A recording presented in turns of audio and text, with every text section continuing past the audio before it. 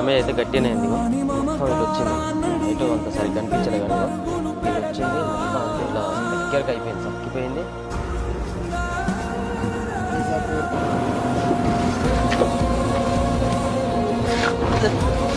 అయితే లేదు అసలు.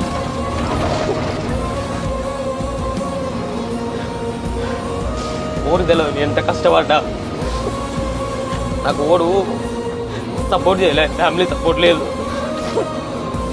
ఒంటరిగా వచ్చిన రూపాయి మిగలదు. నేను ఎంత కష్టపడ్డా ఎంత వచ్చినా, నేను మనకు లారీలు కొనుక్కున్నా అంటే నేను లారీలు ఏం నేను నెట్ క్యాష్ పెట్టి ఏం కొనలే, ఈఎంఐలో కొనుక్కున్నా.